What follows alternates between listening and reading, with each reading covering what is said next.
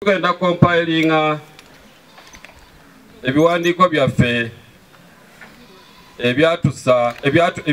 ebyafuula essomero lino ligo tubisaasaanye ne bannamawulire namwe abakulu abazze ab'emimwa emiyabayaba bibakalireko bwe ndowooza kubanga tukooye okwenyonyolangako netwenyonyolangako ku lw'emimwa emikyafu waliwo abantu abalina lips nkiyite mu Luganda gy'emimwa egiriko obukyafu gyo nga tegyogerangako ebirungi mu nsi naye ng'essaawa yonna bo banoonya ebitali bituufu. So bwe naaba mbuzeewo katono ngenda compilinga ebiwandiiko byaffe ebifuula essomero lino ligo tufotokopinge mu bungi bwabyo tubisaasaanye. Njagala nnyo sitaani bw'abanga alina amaanyi nga bwe yaleetedde essomero lino okujja amaanyi agateeke ku b'emimwa emiyabayaba kubanga mpulidde nga kyogerwa nkooye inspector ayogedde bulungi bwe tuba nga tuli wano mu bukyamu tuli Kongo tuli Kenya oba tuli Mukono South kyembuuza bwe tuba nga tetuli ligo lwaki gavumenti esasula abasomesa abali wano esasula bali Kongo esasula bali Kenya mbadde ndowooza basasula abasomesa abali mu Salama School for the Blind fe batusasula bakama bange bampuliriza basasula baani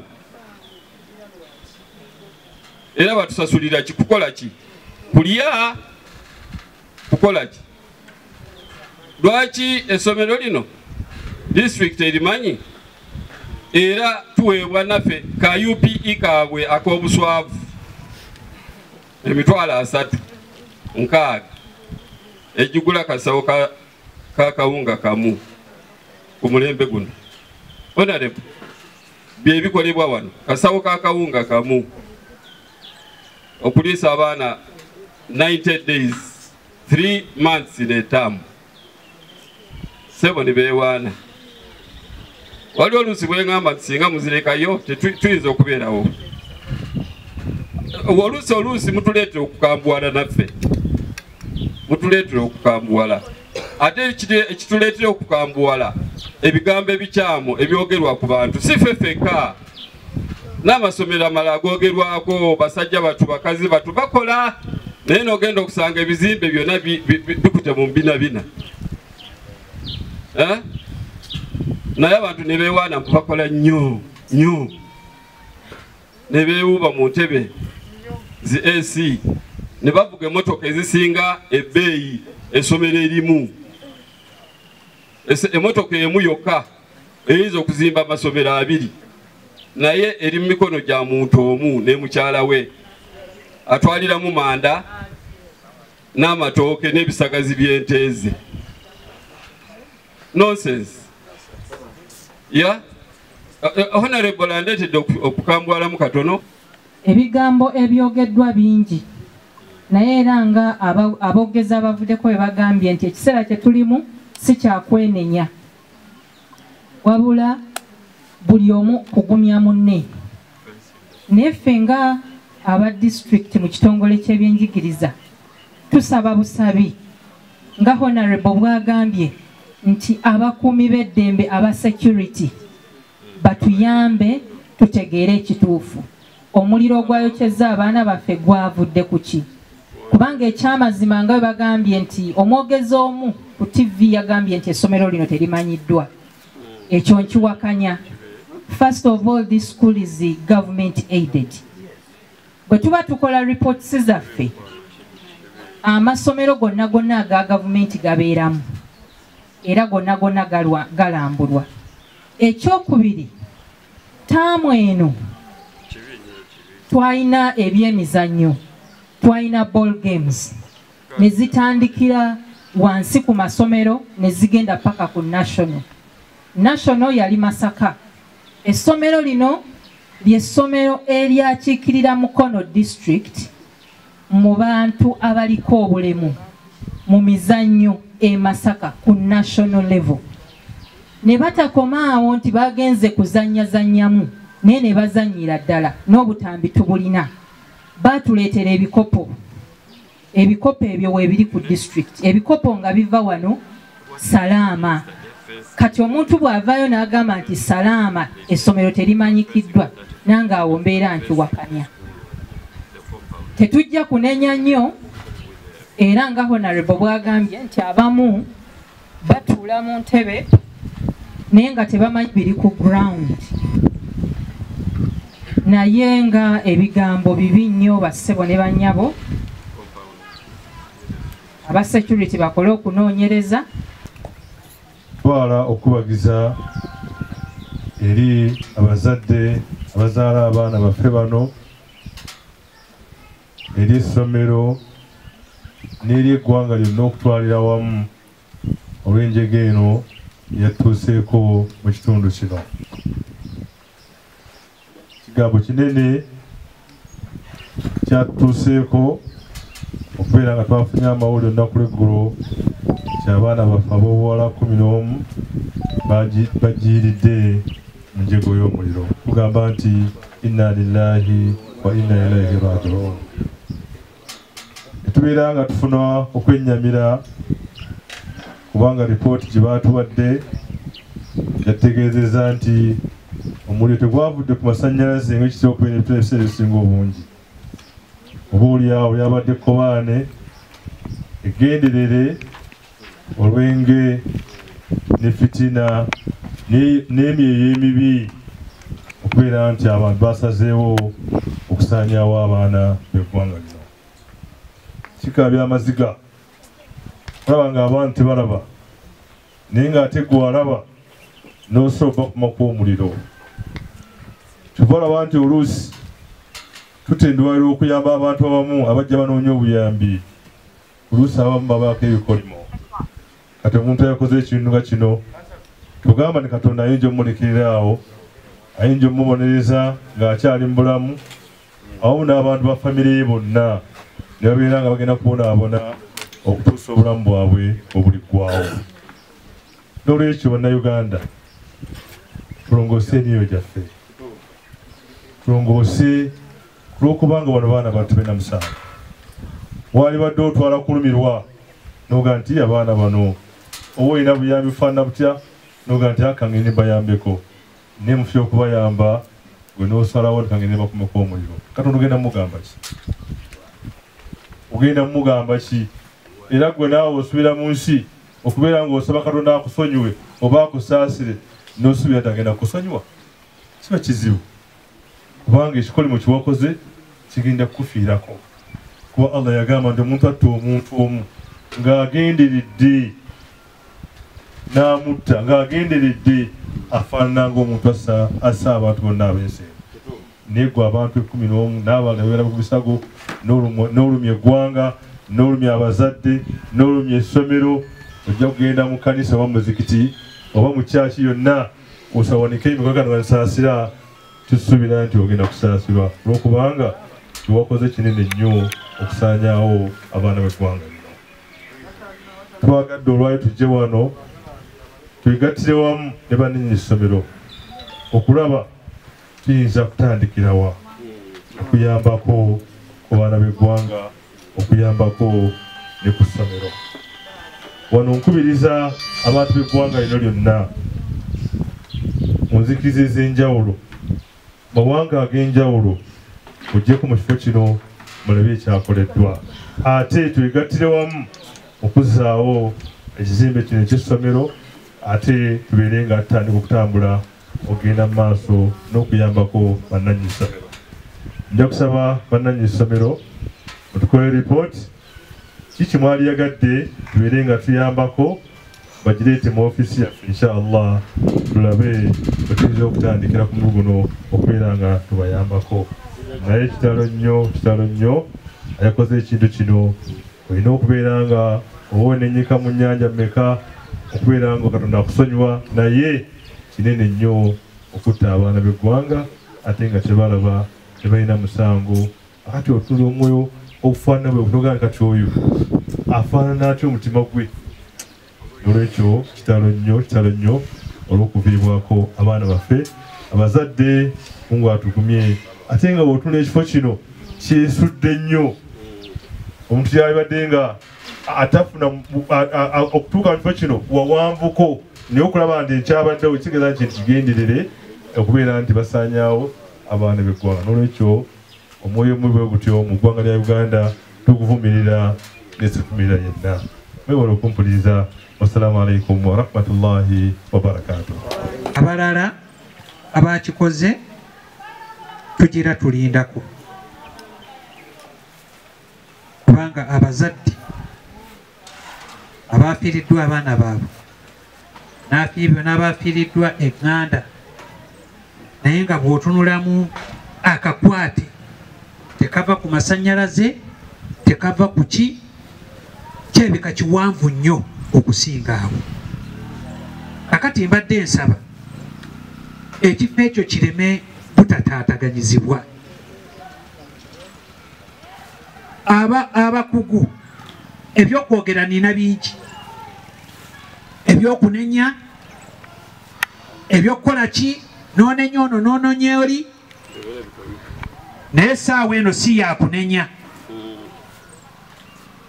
wabula essaawa eno abali mu bitongole ebyokwerinda, abali mu bitongole ebikessi bakole omulimu gwabwe mu bulungi bwagwo, kubanga ripooti yo tujja gitunuulira. Essaawa eno tuyinza okuba nga tetulina bukugu busobola kunoonyereza kikyavuddeko ekyo ffe ng'abantu, kubanga bye tuliwo byonna tusuubiriza busuubiriza, naye ng'ate n'okusuubiriza kwaffe si kwa kigugu. Kati abalina obukugu ebitongole bya iso piso niso liso giso n'ebirala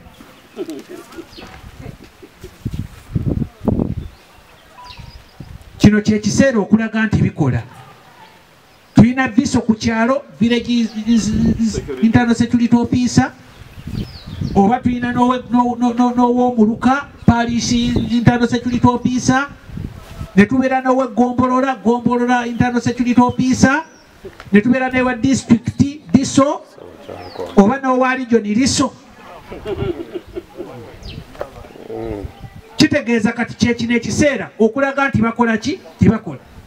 Kati kyenjagala abatuuze, bw'obanga toli giso muleke akola omulimu gwe, ffe tulinde lipooti gy'anaakola ki gy'anaatuwa. Ffe essaawa eno kyetusobola okukola kwe kuyambako, era essaawa eno njagala lipooti nina okusisinkana Prime Minister. Batonda nawulidde batandika okukinagguka essomero tetulimanyi, weba temulimanyi lwaki badde temuliggalangawo. Waliwo ekintu esobola okubeera mu Uganda ne kimala ennaku 3 nga gavumenti tekimanyi. Tunakinagguka, abaana b'abantu bafudde, oli atudde mu ofiisi yeewuuba mu ntebe, gwe essomero tetulimanyi. Senga babadde wano nga babaddewo emmundu emu bandibadde baga tetugimanyi eyegende. Kale omuntu n'akinagguka nti tamanyi salaama. Nga mu Uganda tugayina gali amasomero 1, 2, 3, 4, oli n'akinagguka ali ewuwe ali mu ofiisi ataddeko SC mu ofiisi enene nnyo esasula omuwi w'omusolo, n'akinagguka nti abo sibamanyi. Ng'abaana b'abendi bafudde n'okinagguka gw'okinagguka ki? Inna lillahi wa inna ilaihi raaji'uun. Ani agenda okukulamula ggwe? Mu mbeera yonna twekumaakuma bwekumiikumi, waliwo ebigambo ebitayogerwa ng'abantu bafiiriddwa abantu baabwe, baakulirawo abo yakulirawo oyo. Abantu twafiiriddwa abantu baffe nti sibamanyi, abafudde b'otamanyi, oba abali esalaama bw'otamanyi. Nze kale wandimpise nongamba Kayondo ompulira bulungi, naye mu mbeera ey'ennaku oli n'akinagguka mu ofiisi nti eryo essomero sirimanyi. Omuntu kasitaaba muntu abeera wa gavumenti kitegeeza gavumenti erina okuba nga emanyi abantu baayo. Kakati bino ebizimbe tubadde tukoleramu ki? Abaana b'abandi ne bafa. Olina akinagguka mu ofiisi nsi kubulamu ensinga bungerezo yalina okuba nga yalekulidde edda. Aba akola ki mu ofiisi? Tufiiriddwa abaana baffe. Tuli mu nnaku mpitirivu oli bakuwadde obwa minisita. Kale yandirinzeeko. Naye mu nnaku tukyali mu bisiriiza nti abo sibamanyi. Era ripooti gye njagala. Njagala essaawa eno. Enkya njagala kusinkana Nabbanja, Honorable Prime Minister. Naye njagala ŋŋambe nti abaana abafudde tabamanyi. Ekyo ndi munakuwavu nnyo, naye nga ndi wamu nammwe abazadde era nga ndi wamu nammwe basitaafu ab'essomero era nga n'olwaleero njagala okugumya abaana baffe bano nti embeera ejja kutereera baleme kweraliikirira kuba nabo mubalaba wano bali psychologically tortured olwa mikwano gyabwe egyabavuddeko. Kati nabo beeraliikirira oba oliabo nawo bebaddako. Kale n'olwekyo beetaaga keya, beetaaga okubuulirira, beetaaga okugumya okulaba nti nno badda mu mbeera. Naye ate n'ensaasira abazadde abaafiiriddwako abaana baffe abo. Era nga ekindeese wano kwe kunakuwala n'okusaasira n'okulaba embeera gye tuzzaawo essomero lyaffe n'okulaba ate bwe tuba tulizizzaawo naddala doomu yaffeeyo kyekiddako kutanga embeera endala obutakola ki obutabaawo. Era nenkubiriza oba neneebaza poliisi ekola investigations naye ate nensaba poliisi leero investigations ziveeyo ate bazituwe ripooti bagituwe kubanga ebbanga lyonna sesirabangako ripooti eva mu masomero gayidde netukakasa nti nno kakati ripooti eyavuddeyo ono gundi yabadde avunaanyizibwa. Naye buli lwe batugamba nti bagenza okunoonyereza bakomawo wano tebakomawo, eyo ripooti neefa netukivaako n'ate ekintu kino kikyagenda mu maaso. N'olwekyo nze ng'omubaka ow'ekitundu eno ensonga ngenda kugitwala ku fulo ya paalamenti okubategeeza nti ziri ripooti oba zaagana okuvaayo.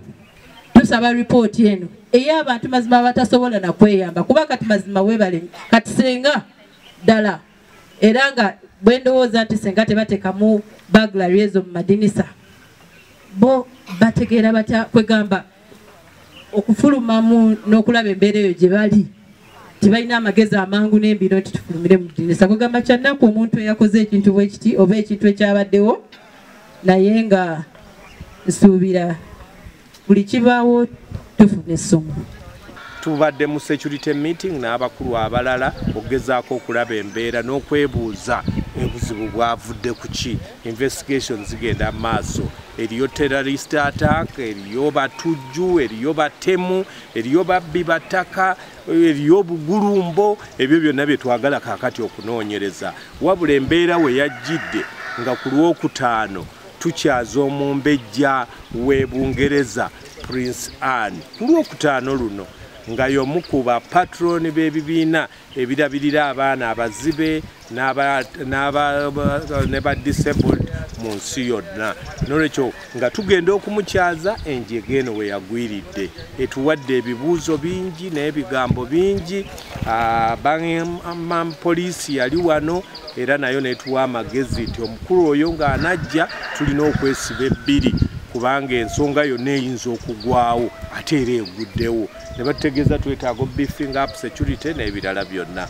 Ndowooza nti tubaddemu n'okulwawo okukola security ey'amaanyi mu mbeera efaanana bweti, naye tutandise okwenyweza n'okulaba ki kye tuyinza okukola